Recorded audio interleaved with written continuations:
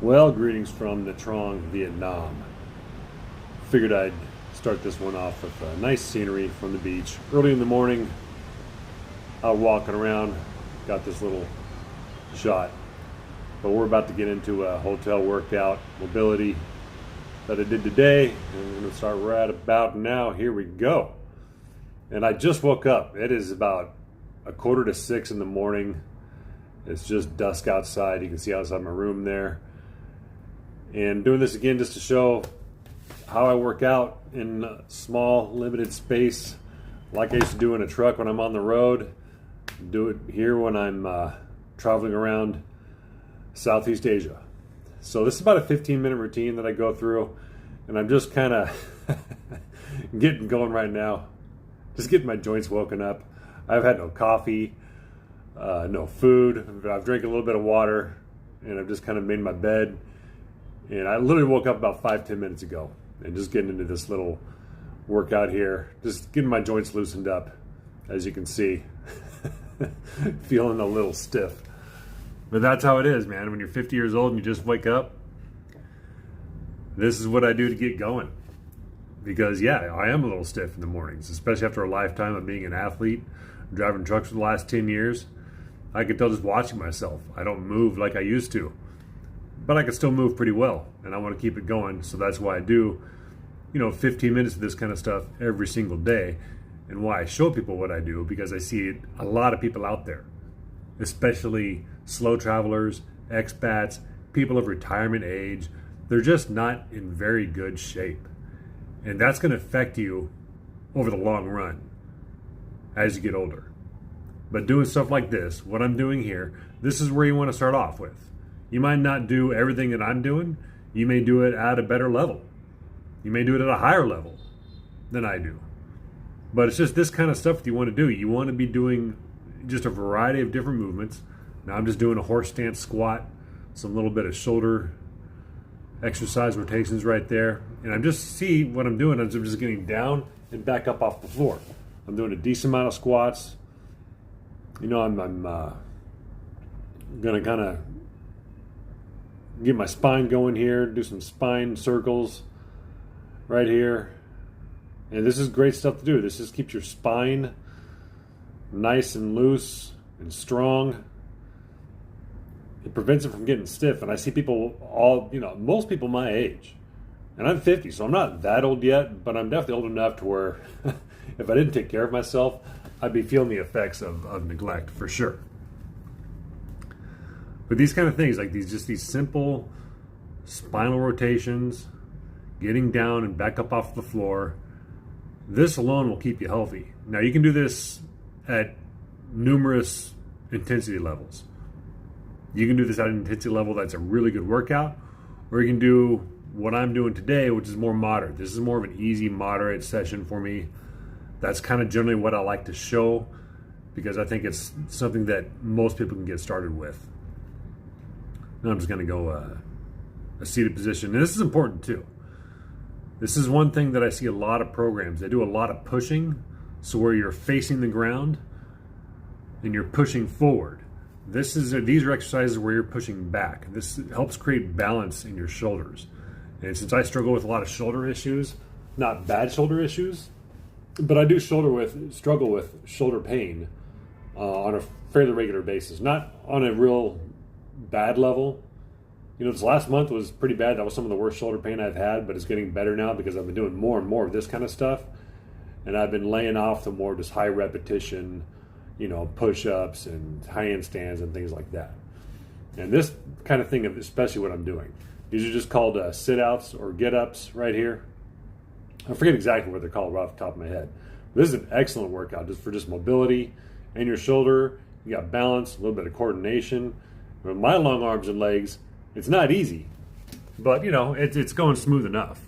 This is nothing fancy. I'm not doing anything super hard. Most people, if they're in reasonable shape, can do this. It might take a little bit of practice as you're not used to it, and I'm just posting on one foot and the opposite arm, and I'm just threading the other foot through and standing up, and I'm just doing each side, as you'll see, just like that. This is a great exercise. Great for balance, stability. It does develop a little bit of strength, and it works your shoulders in ways that you don't typically get from weights or normal calisthenics or anything like that. Now I'm doing something even more goofy. What am I doing here? Oh, okay. Yeah, just doing something like reverse planks, I guess, and doing it like a swing set, so getting the hamstring stretch, working my hip flexors right there. And I'm just kind of going through everything, and you'll see kind of the intensity pick up a little bit, but not much. This is not a very intense session at all. This is more mobility. This is just getting woken up in the morning, like I said. Later today, later on, about a few hours later, I went down to the beach and just did a bunch of chin-ups.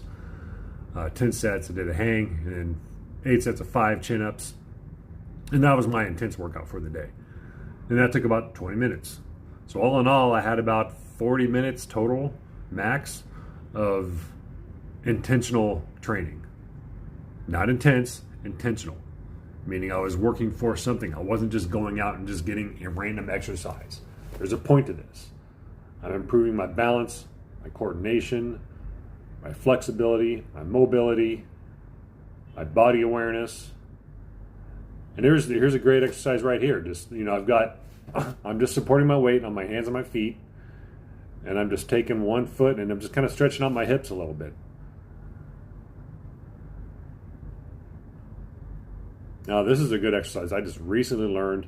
Not good at it yet, but you just kind of put your hips up like that, okay? Then you switch legs, then you bend over, you reach over with your foot and touch your toe to the ground. Really good stretch for your hips and your lower back. Just excellent stuff. I learned this from Leo Moves. I recently subscribed to his app, and if you don't know who Leo Moves is, the guy is just an absolute freak of nature when it comes to body weight exercises. One of those guys that can do like one-arm handstands, all kinds of just crazy stuff. He in his teenage and early 20s, his teenage years and his early 20s, he trained to be a break dancer. So a lot of these moves kind of come from just the basics of that, just what I'm learning. Even though I've been doing body weight movements, like I'm just going into just a standard duck walk, which I haven't seen him do. This is from my wrestling background. I used to wrestle, so I kind of mix stuff that I've learned and I keep learning, and I just kind of mix it up together and just kind of have a little bit of fun. And just like I said, I'm doing a lot of squats, a lot of get-ups. That's something that's so important. People, I read a post recently on Substack where this guy was asking what's one of the most important exercises to prevent falls as you get older.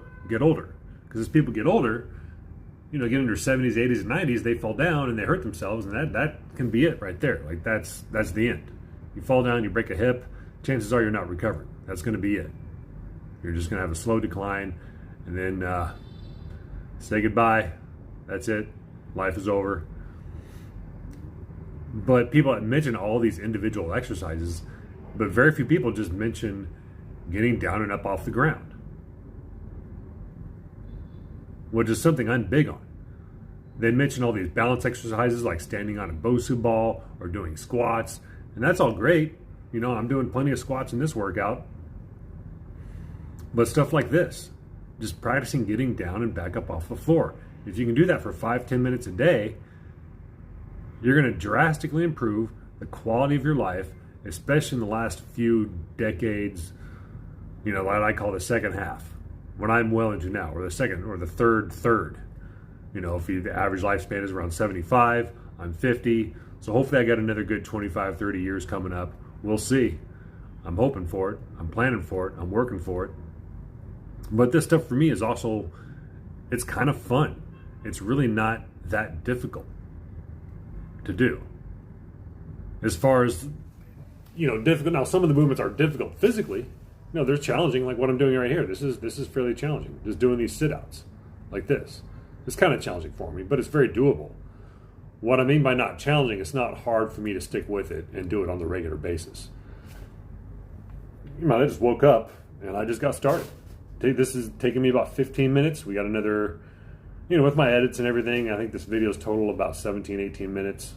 But the workout itself, I didn't spend 20 minutes from start to finish. And I did take some breaks. About every 5, 6, 7 minutes, I took a little break. edit them out here, just kind of catch my breath, loosen up, and shake things out a little bit. Now I'm just doing some swing sets. Let's see, what am I doing here? Oh, yeah, some back planks, or reverse planks, you might say. Great for the hamstrings, great for the lower back. Not doing a whole lot of these today. And then, oh yeah, now something I've been trying to work on is just my back bridge. You'll see me trying to do a few of them here. Now I'm just happy that I can get my wrists and my hands solidly on the ground in this position. I can't press up very far into the back bridge. As you'll see right about now, that's about as far up as I can go. You know, not like I said, it's not a very impressive back bridge. But after 10 years of driving trucks, I'm just happy that I can get my hands back there and my wrists in that position right here with my fingers facing towards my toes and just get my body weight off the ground and press up, especially with the way my shoulders have been acting up lately. But this is something that's been helping me for sure. And I just do 3 of these, just real quick. I just do a few and just kind of relax between each one. This is kind of like my serious work for this. This is like that's the most challenging move I did out of this whole, video that I'm putting together here. Now I'm moving on to some more balance type style stretching. This is a challenging one for me, especially early in the morning. I don't know why, but you'll see me kind of struggling to keep my balance. This is a pretty tough stretch for me in general. The first thing in the morning, even though I'm pretty warmed up, I'm awake, I'm going just fine, but I'm struggling to keep my balance. And when I do this exercise, maybe sometimes in the afternoon, I don't struggle nearly as much to keep my balance. You'll see me hopping around a little bit while I do these. But a great stretch for the legs. You stretch the quads. And with me, since I'm not very flexible, when I lean forward like that, like this, I actually get a little bit of a hamstring stretch as well. So just a great overall stretch. Like I said, you work on balance, proprioception, which is just body awareness, and a great stretch for your quads and your hamstrings. I'm just doing knee to chest. Like I said, there's a reason I like these exercises. You stretch one leg and stand on the other. It's important things to focus on: your balance, flexibility, and trying to work on these different skills, these different physical attributes, if you will, in an efficient manner. And that's why I like doing these kind of workouts, because you do so many different things at once. It's not necessarily a workout that's intended to build a lot of muscle or burn a bunch of fat. That's a whole separate thing. This is simply to improve your biomechanics, basically. How will you move your own musculoskeletal system, if you will. And you'll see me bouncing around like there, struggling to keep my balance. But that's all right. It's okay to struggle a little bit with some of this stuff. This isn't easy stuff that I'm doing. And yeah, we all see on, social media, these people that can do these perfect poses. They can touch their foot to the back of their head in this position, which I will probably never be anywhere close to doing. When I say anywhere close, probably not even close to a fraction of doing something like that. Flexibility is not my strength. That's for sure. And I got to shake out a little bit. But the advantage for me, though, because I'm not very flexible, is that just stretching in and of itself is a pretty good workout. It's challenging. I do get a little tired. 10, 15 minutes of this is like, I'm good. That's about all I need. And I think that's all most people need. Most people don't even need 10, 15 minutes. Most people need about 5. If you're coming from a background where you have no real athletic experience or no training experience, 5 minutes of just get down and back up off the ground. Do it from your facing the ground and do it from your facing away from the ground. So forward and backwards. So sit on the ground and then do another one where you're getting down to a plank position. I'm doing a little hip stretch here. Another great, these are the kind of my basics right here. I do that one where the quad stretch and then a couple hip stretches while I stand on one leg. And that's the whole routine right there of just of some basic leg stretching that I do. Now I'm trying to do another hamstring and hip stretch here. And you can really see how my hips are kind of, I got interior pelvic, an interior pelvic tilt going on from all those years of driving. You can really tell when I bend back how my pelvis tends to stay in a more close position. I'm just kind of bouncing around the hamstrings, trying to stretch the hamstrings out really well, really trying to work on that hip hinge, which is so important.